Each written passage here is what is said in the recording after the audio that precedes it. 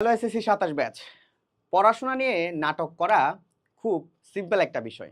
আমি আমার লাইফে অসংখ্য স্টুডেন্টকে দেখেছি পড়াশোনা নিয়ে তাদের মধ্যে একটা নাটকবাজি করার।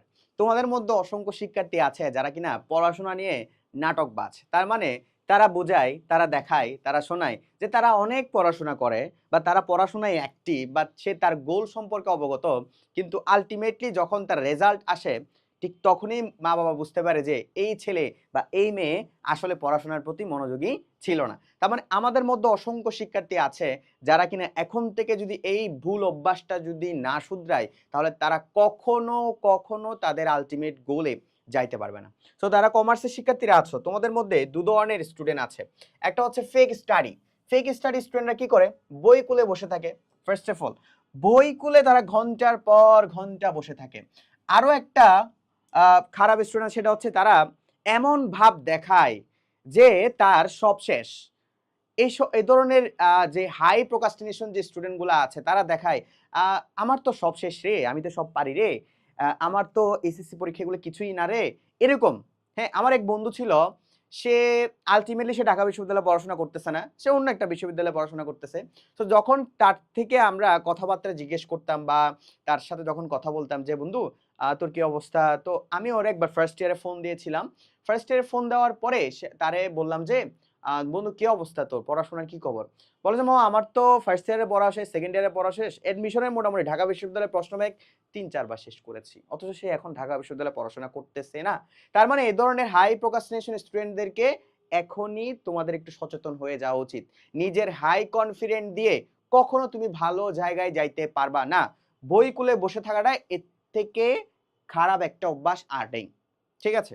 এরপর হচ্ছে মোবাইল চেক, বারবার প্রতিনিয়ত মোবাইলের মধ্যে ডিস্ট্রাকশন মেনটেন করা বা এই যে এই নোটিফিকেশন আসলো, ওই নোটিফিকেশন আসলো, একটু দেখি, বন্ধুদের সাথে একটু ঘুরে দেখি, এই যে ঘোরাঘুরি ছবি, এই যে লাইক, এই কমেন্ট, এগুলার মধ্যে তোমার হিউজ একটা টাইম চলে যায়। আমি নিজেই এই ডিস্ট্রাকশন থেকে উঠে আসতে পারতেছি না, টু বি অনেস্ট। হ্যাঁ, তুমি এইচএসসির স্টুডেন্ট, তোমার তো আরো আগে থেকে উঠে আসা উচিত। হ্যাঁ, সময় নষ্ট করা, প্রচুর সময় আছে। ডেইলি ৪ থেকে ৫ ঘন্টা সময় শুধু বন্ধুদের সাথে আড্ডায় চলে যায়। ডেইলি ৫ থেকে ৬ ঘন্টা ফেসবুকিংয়ে চলে যায়। এরপরে ৭ থেকে ৮ ঘন্টা ঘুমের মধ্যে চলে যায়, বাকিগুলা খাওয়া-দাওয়া। পড়াশোনার কোনো টাইম নাই। এই যে ফেক স্টাডির মধ্যে আমরা আছি অসংখ্য স্টুডেন্ট, এগুলা থেকে একটু বেরিয়ে আসতে হবে। হ্যাঁ? আর যারা আছে কিছু স্টুডেন্ট আছে শুধু পড়ে। পড়তেই যায়। কোনো প্র্যাকটিস নাই। তুমি কি জানো তুমি ওই সিকিউটা লিখতে পারবা কিনা? তুমি ওই টপিকটা পড়েছো, ভালো একটা আইডিয়া আছে। কিন্তু ওই টপিক থেকে যে সিকিউ আসলে তুমি কি লিখতে পারবা কিনা? এটা কি জাজ করেছো? এটা জাজ করোনি। হ্যাঁ? এই যে এই ধরনের স্টুডেন্টরাও কিন্তু একটা ফেক স্টাডির মধ্যে আছে। এরপরে রিয়েল স্টাডি কারা করে আসলে অ্যাকচুয়ালি? রিয়েল স্টাডি যেই সকল শিক্ষার্থী করে যাদের প্রত্যেকটা কনসেপ্ট ক্লিয়ার থাকে এবং তারা কনফিডেন্ট থাকে। Not high confident, not low confident. তারা একটা মিডিয়াম লেভেলের কনফিডেন্টের মধ্যে থাকে যে না, আমার এটা পারা সম্ভব, আমি ইনশাল্লাহ এটা যদি একটু ভালো রকম পড়ি তাহলে আমি ইনশাল্লাহ পারবো। এরপর তারা একটা ইফেক্টিভ স্টাডিজ মেনটেন করে। তারা সবসময় ওভার কনফিডেন্ট দেখায় না যে আমি অনেক পারি, আমি অনেক পারবো বা আমি এই করবো সে করবো, এগুলো দেখায় না।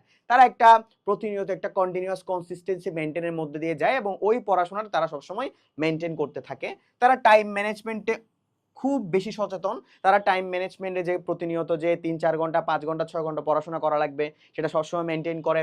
এরপর তারা গোল ওরিয়েন্টেড হয়। তার কি এইচএসসিতে এ প্লাস দরকার, নাকি তার এ দরকার, নাকি তার অ্যাডমিশনে চান্স পাওয়া দরকার, এই প্রত্যেকটা জিনিস তার কিন্তু আইডেন্টিফাই করা থাকে। সে সবসময় গোল ওরিয়েন্টেড থাকে এবং সে প্র্যাকটিসের মধ্যে থাকে। এই যে কিছু স্টুডেন্ট আছে ওভার কনফিডেন্ট দেখে প্র্যাকটিস করে না, সৃজনশীল প্রশ্ন লেখার চেষ্টা করে না, হ্যাঁ, তারা কিন্তু আলটিমেটলি ফেলার। সো প্র্যাকটিস করতে হবে। ঠিক আছে? তার মানে আমরা পড়াশোনার ভান করা স্টুডেন্টগুলাকে একটু সচেতন করতে চাচ্ছি। প্লিজ এই পড়াশোনার ভান বা পড়াশোনার নাটকটা বন্ধ করে দাও। ফার্স্ট ইয়ার শেষ হয়ে গিয়েছে, মা-বাবাকে আর দেখানোর কোনো দরকার নেই যে আমি পড়াশোনা করতেছি অনেক, আমি ফাটাই দিতেছি, আমি কোচিং করতেছি, এই করতেছি, ওই কোর্স, সেই কোর্স, ৩০ টা কোর্স, ৫০ টা কোর্স, লাভ নাই। লাইভ ক্লাস ৩-৪ ঘন্টা, কোনো লাভ নাই। তোমার ভিতরে যদি বোধশক্তি জাগ্রত না হয় যে আমার এই পড়াশোনাটা করা দরকার, এই টপিকটা ক্লিয়ার করা দরকার, এই গোলটা আমার রাখা দরকার, এভাবে আমি পড়াশোনা করা দরকার, তাহলে এখন থেকে একটু ফেক এটা খুলে ফেলো। ফেকের যে ইমেজ এটা খুলে ফেলো। রিয়েলে চলে আসো। হ্যাঁ, আর তোমাদের যাদের একাডেমিকের অবস্থা ভালো না, প্লাস অ্যাডমিশনও একটা ভালো একটা তোমার জার্নি ফেস করতে যাচ্ছ, তোমাদের জন্য আমাদের 27-এর বিজনেস স্টাডিজের একাডেমিক অ্যাডমিশন কোর্সটা আছে। এই একাডেমিক অ্যাডমিশন কোর্সে আমরা প্রত্যেকটা সাবজেক্টের A to Z বিশ্লেষণ করে দিয়েছি। তোমার টপিকের সমস্যা, তোমার হচ্ছে টেস্ট পেপার সলভিং এর সমস্যা, তোমার হচ্ছে বোর্ড কোশ্চেনের সমস্যা, সবকিছু ক্লিয়ার হয়ে যাবে। এক্সাম দেওয়ার সুযোগ থাকবে, প্লাস অ্যাডমিশনের প্রত্যেকটা টপিক রিলেটেড তোমার ক্লাস আছে। যেই সকল বিষয়গুলো তোমার ঢাকা বিশ্ববিদ্যালয় FBS এর দরকার আছে সেগুলো আছে। প্লাস এখানে আমাদের এক্সাম সংখ্যা আছে প্রায় 150 প্লাস। হ্যাঁ, রেকর্ডেড ক্লাসের সংখ্যা 300 প্লাস। সো ভালো করার জন্য অবশ্যই তোমার জন্য এই কোর্সটা ইনাফ।